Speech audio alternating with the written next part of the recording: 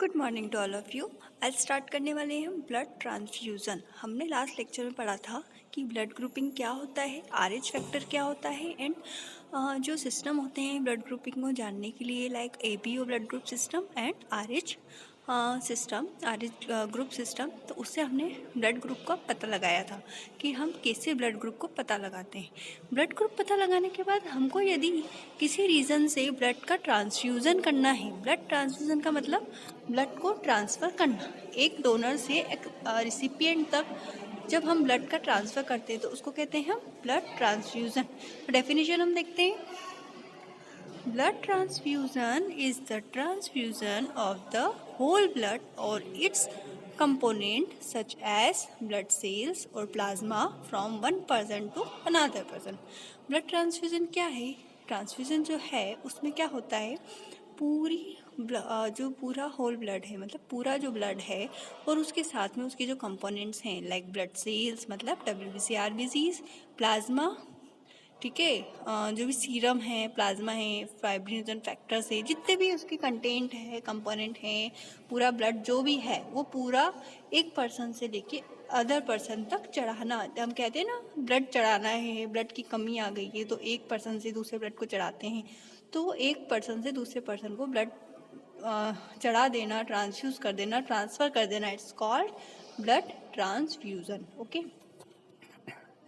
Blood transfusion involves two procedures, that is collection of blood from donor and administration of blood to the recipient। ठीक है, blood transfusion जो है वो दो process को में इस जो ब्लड ट्रांसफ्यूज़न है वो दो प्रोसीजर में इन्वॉल्व होता है। पहला है collection of blood from donor, मतलब जो डोनर है उससे ब्लड को कलेक्ट कर लेना और उसके बाद में जो रिसिपिएंट है जो एक्सेप्टर्स है जिसको ज़रूरत है उसको वो ब्लड एडमिनिस्ट्रेशन कर देना। तो ये दो टाइप की प्रोसीजर है जो इसमें इन्वॉल्व होती है। Then purpose of blood transfusion, क्या क्या पर्पस हो सकते हैं ब्लड ट्रांसफ्यूज़न के लिए।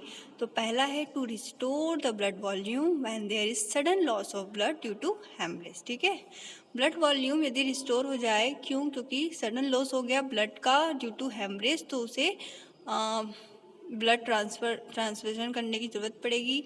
To raise the haemoglobin level in case of severe anaemia, यदि किसी पर्सन के पास में ब्लड की कमी हो गई मतलब उसका जो हीमोग्लोबिन लेवल है वो बहुत कम हो गया, तो उसको बढ़ाने के लिए हमें ब्लड ट्रांसफ्यूजन करना पड़ेगा। To treat deficiency of plasma protein, clotting factor और haemophilic globulin etcetera.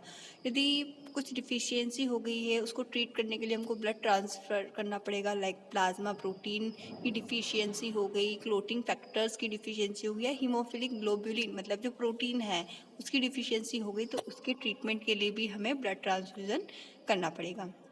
The provide antibodies to those person who are sick and having lowered immunity. ठीक है, यदि हमने किसी को एंटीबॉडीज़ दी है, ठीक, एंटीबॉडीज़ यदि हमको किसी को प्रोवाइड करनी है, यदि हमको किसी भी पर्सन को एंटीबॉडीज़ प्रोवाइड करनी है जो कि सिक है और उसकी इम्यूनिटी कम है, तो उस केस में भी हमको ब्लड का ट्रांसफ्यूज़न करना पड़ेगा। To replace the blood with haemolytic agent with fresh blood. ठीक है, हीमोलाइटिक एजेंट्स को एंड ब्लड को रिप्लेस करने के लिए भी हमें फ्रेश ब्लड चढ़ाना पड़ सकता है। To improve the leukocyte count in blood cells in agranulocytosis. ठीक है, एग्रेनुलोसाइटोसिस के अंदर भी यदि ल्यूकोसाइट्स काउंट यदि कम हो गए हैं, उसको इम्प्रूव करना है, तो भी हमको ब्लड ट्रांसफ्यूज़न करना पड़ेगा।